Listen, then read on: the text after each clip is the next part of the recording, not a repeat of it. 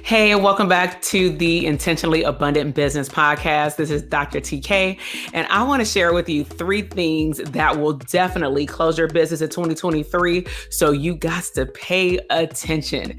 And so if you look back at the last 3 years, businesses boomed. A lot of businesses were birthed, which is a great thing. But you often have to wonder, what happens when growth happens too quickly? That's something really to think about, because on one end, it's definitely a benefit. It's helping our economy, grow. It's helping people create maybe the business of their dreams finally. But at the end of the day, how strong are those businesses? And so this is a fun fact. And when I found this out, it just blew my mind. The 2023 trends predict that more than 50% of businesses, especially the ones that opened up in 2020, are already closed. Up to 50%, if not more, right? Now you may be wondering, well, what happens? Well, they go back to their 9-to-5 job. They go back to whatever they were content with before they started their business, or they go do something that they really don't like, right? And to add another layer to this, businesses that are still open, a lot of businesses in 2022, based off data, actually had a decrease in their revenue. And you're like, well, gosh, so 50%, if not more, closed. And then the other ones that were remaining, potentially a large percentage of them decreased in revenue. Well, what's going to happen with my business if you're one of the ones that are still open, or maybe you're one of the businesses that wants to open? So simply put, I'm going to share with you right now 3 things that you need to have in place to keep your doors open. But odds are these businesses that close are on the verge of closing. They did not have these things in place. Okay. I'm an operating machine business coach, meaning if you have a computer or a car that needs an engine or a hard drive and it's not working, that means it's going to shut down. It's going to break down. And I believe that business is the exact same way. So number 1 is that a lot of businesses lack structure. What do I mean by structure? I ain't saying you got to have a big org chart, but you got to have some type of organization. If you hired somebody, what is their role? What is the desired outcome of their role? Is what you're paying them equivalent to the input versus the output? If you hired somebody to get more time back, are you using that time to vacation? Are you using that time to go make some more money? Have you increased your rates? What are you doing? Do you have a CPA? Do you have a person who can overlook your business structure, like a business coach or someone that's a good friend that understands business, right? But bottom line is, a lot of businesses just lack structure. Another way this looks is that they just roll out of bed and they say, I think I'm gonna see 3 clients today. They roll out of bed and say, I think I'm gonna produce 2 reels today. If you ask them what is their goals for sales for the next week or the next month, they don't know. They'll let you know later. No structure. You got to have some type of plan. It doesn't have to be all the way, every single inch planned out, but just like a college paper, you at least have to have an outline. So if you don't have that in place, at least sit down and ask yourself, what do I want my business to look like at the end of 12 months? And then what are the things, systems that I need to get in place in order for that to happen? So number 2, some of these businesses, I am sure, lacked a plan. That kind of carries over from the no structure. So in all of my programs with my clients, I believe in helping them create a 5-year plan. And some people may wonder, well, why not a 1-year plan? I just don't believe that you just should be in business for a year. If that's the case, this is the side hustle, and I don't need to be your coach. We don't have a side hustle institution or academy. We help business owners develop into the abundant version of themselves. And so what goes into a 5-year vision? Well, let's go back to number 1 with the structure. If you're launching a digital product business and you know that you need all of these systems in the next 12 months to get to where you want to go, but maybe you don't start with all those systems, right? Maybe you only start with a podcast or a video podcast or both. You start with a CRM, AKA email marketing, and you start with social media. That's it. So your monthly overhead working from home may be a whopping $100. You edit all your stuff yourself. But over time, you may recognize that, with my 12-month plan, I'm going to start getting clients. I need to onboard these clients. They need to sign their contract. They need to make their payments. They have payment plans. I have to make sure that they pay on time. So who's going to be doing all of that and marketing for new clients and serving their current clients and not feeling burnt out? You need help.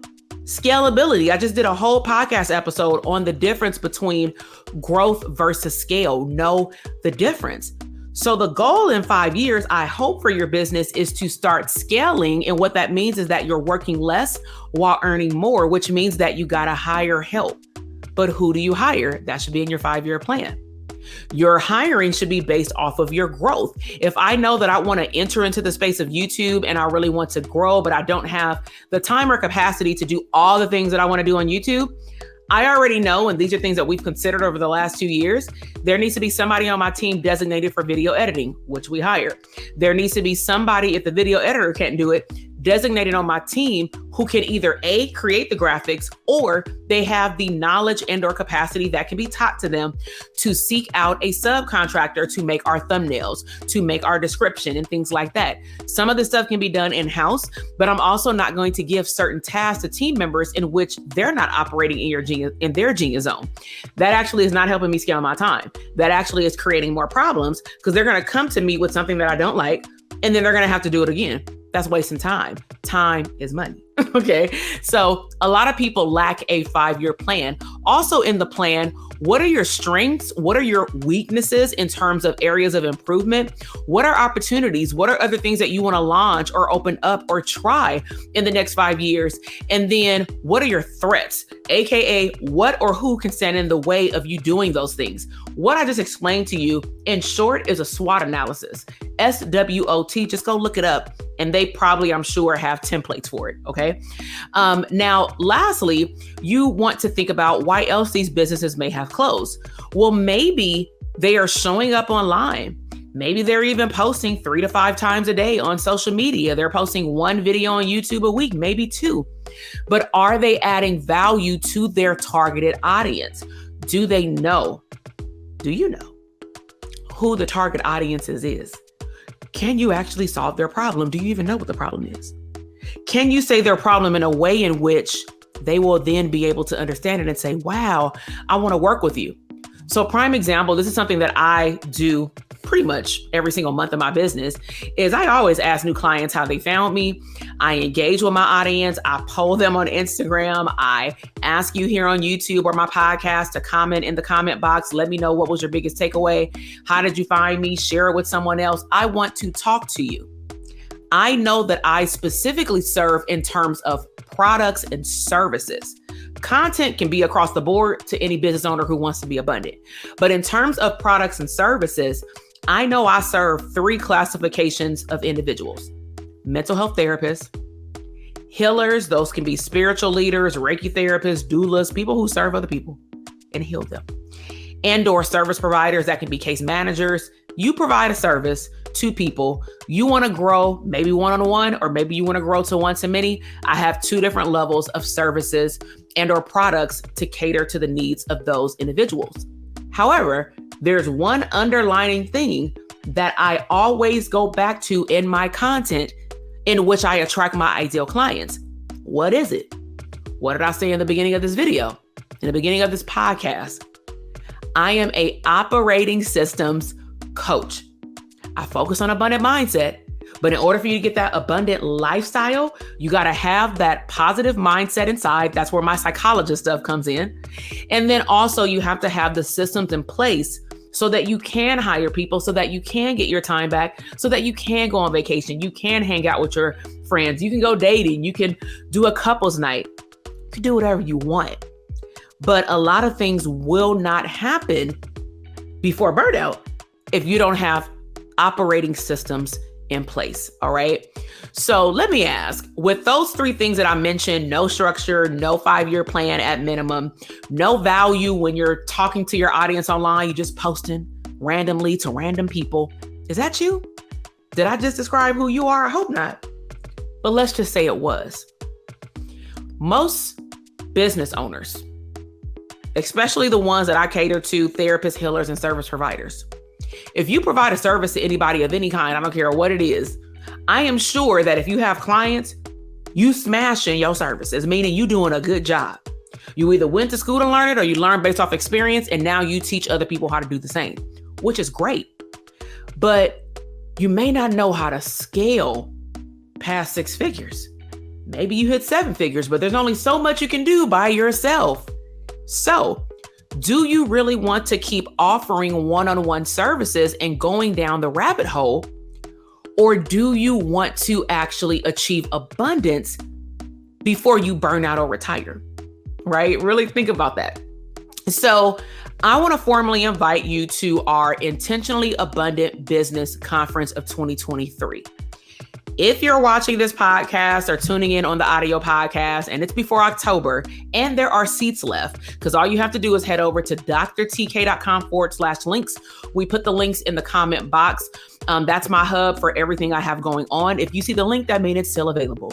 But if you feel that you need to be around people that not only want to enhance systems, because that sounds oh so boring, but specifically want to go from grow to scaling their business and their time, then you definitely got to be in a room in Vegas at the Palms, okay?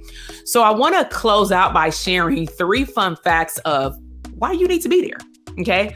So number 1, you can learn from other experts, network with like-minded professionals, and get access to valuable insights and resources and connections from other people that are there. We will be masterminding. We will be infusing certain activities in the room so that you're not just sitting there. That's boring, right? The second fun fact is that live events these days don't come around often.